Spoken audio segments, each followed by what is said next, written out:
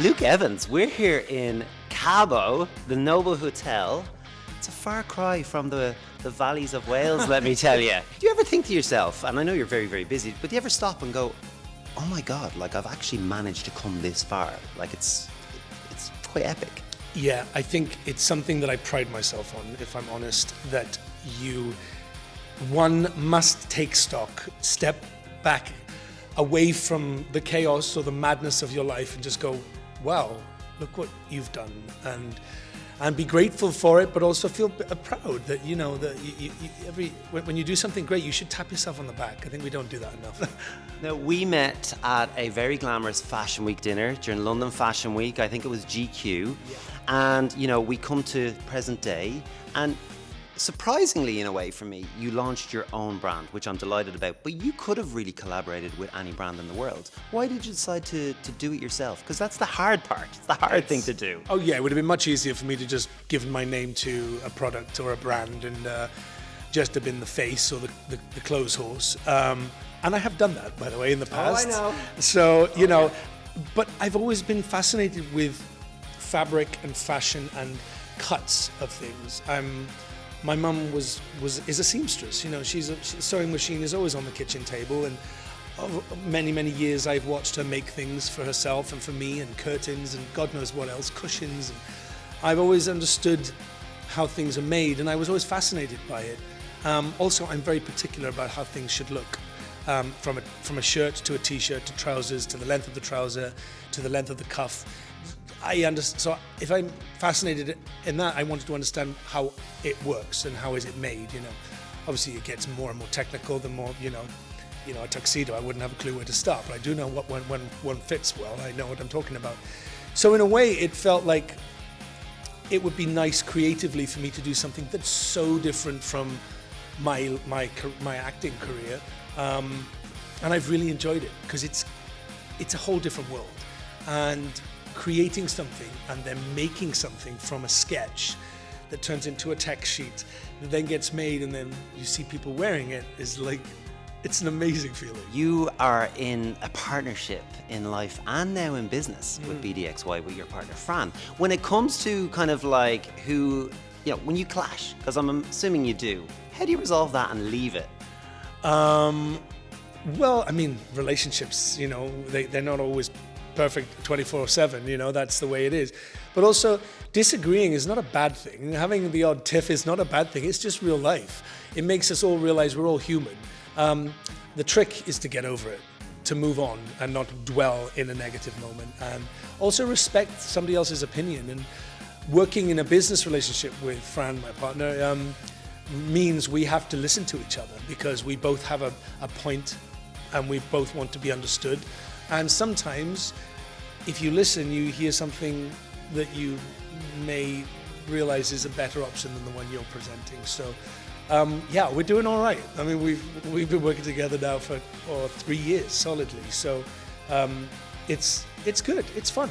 Compromise with a capital C, I'm thinking. That's what I'm hearing. Now listen, away from the brand, you have a really exciting new project coming up, which I know you can tell me about, but it relates to one of Elizabeth Day's books. Yes, the lovely, talented, very nice person that she is. Elizabeth's wonderful. And we optioned her book several years ago, and we've been developing it. It's called The Party.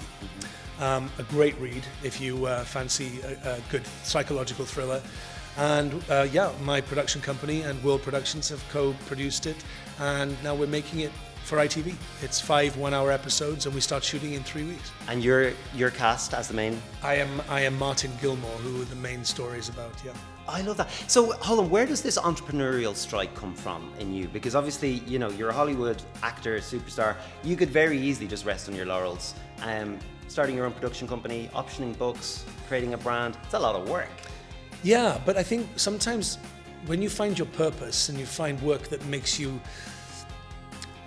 feel good when you're working, which I do. I love to work. In fact, I really enjoy working, but I also enjoy not working. I mean, I can embrace both, and I think you have to have equal measures of both to have a happy life.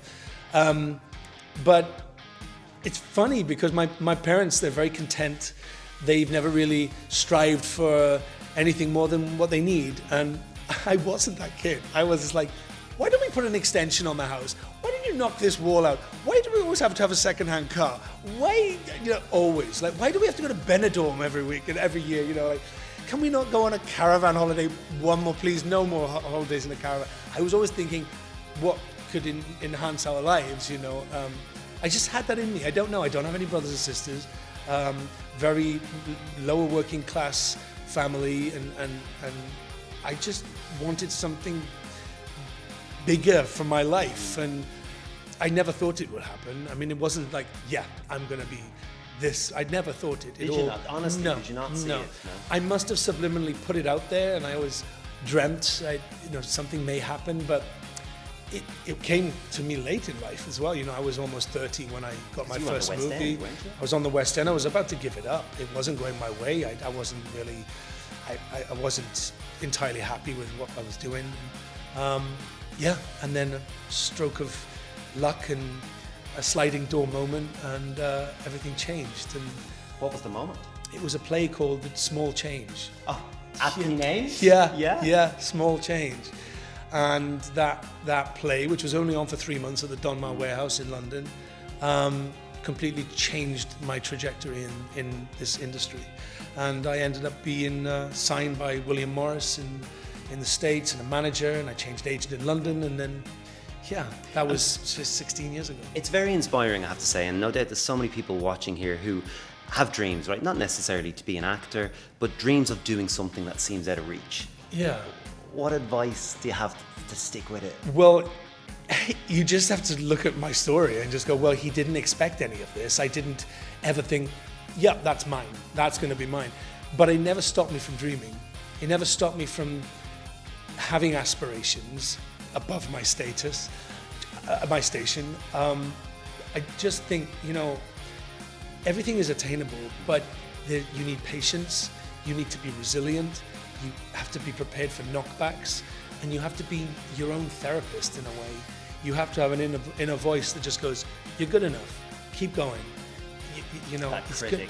Yeah. And sometimes the negative voice is louder than the positive one, and you have to tweak that, and that's not always easy. I struggle a lot with it, but you keep going.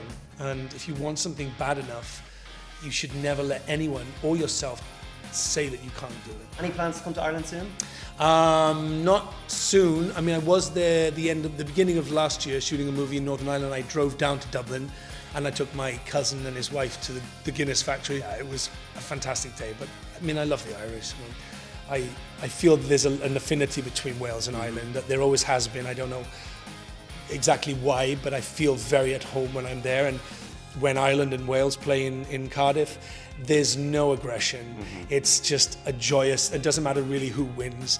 If you go to the pub, they're all drinking together and having a laugh. So, as sport should be. As sport should be, yeah. Well, Luke, I'm delighted to hear it. You are always welcome on the Sixth Sofa anytime you're in Dublin. Fabulous. So please do swing by the studio. I love that.